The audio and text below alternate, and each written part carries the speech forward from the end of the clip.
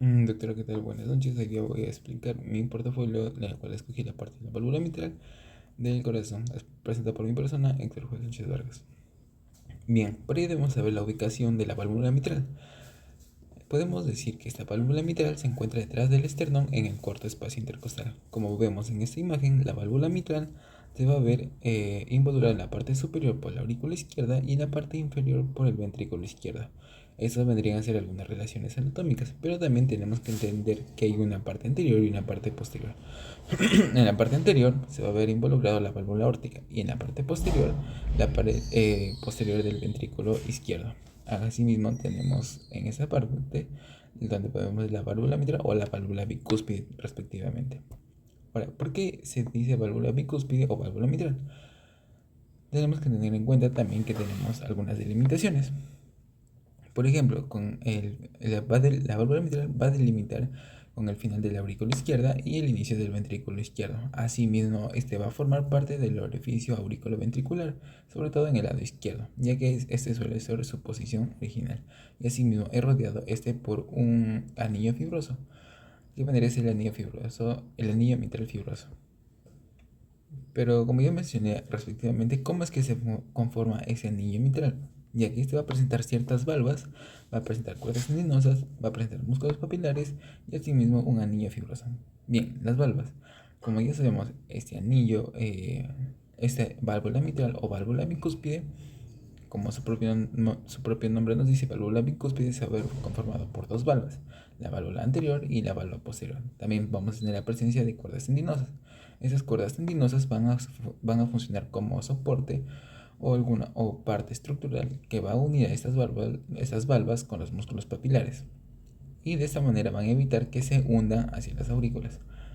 También tenemos los músculos papilares que ya mencioné respectivamente, que se encuentran en la parte posterior del ventrículo izquierdo, ya sea en el anterolateral y posterolateral. También tenemos el anillo fibroso, que está compuesto por tejido conectivo, y esto va a generar más que todo la estabilidad a la válvula, podríamos decirlo.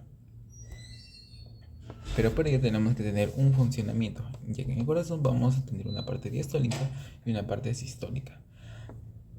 Una manera de resumirlo, podemos decir que en la parte diastólica el ventrículo se relajaría. ¿Y qué es lo que pasa cuando se relaja? La sangre va a pasar sobre este. Y bueno, la sangre pasa a la aurícula y posteriormente ya al ventrículo izquierdo respectivamente. ¿Y qué es lo que pasa en sístole? En sístole va a pasar todo lo contrario. El ventrículo izquierdo se contrae, la válvula se cierra y asimismo las cuerdas tendinosas y músculos papilares evitan el retroceso de las válvulas, podemos decirlo de esta manera. Para ello debemos tener en cuenta su parte histológica, en la cual va a presentar ciertas capas, como vemos acá. Va a tener una capa auricularis, una capa fibrosa, una capa esponjosa y por último una parte ventricularis. ¿Cuál es lo que caracteriza principalmente estas capas? Que la capa auricularis está orientada hacia la aurícula. Tenemos también tener en cuenta que esto va a presentar fibras elásticas y de esa manera va a proporcionar la flexibilidad correspondientemente. También tenemos una capa fibrosa, que esta va a ser más que todo la capa central y más resistente, por eso dice fibrosa.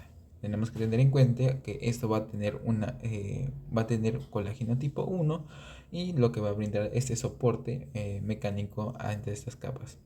Y luego posteriormente también tenemos una capa esponjosa, que más que todo va a contener proteoglicanos y tejido conectivo laxo. ¿Y cuál es el funcionamiento, podemos decir, de esta capa esponjosa? Esta capa esponjosa, más que todo, va a funcionar como un amortiguador.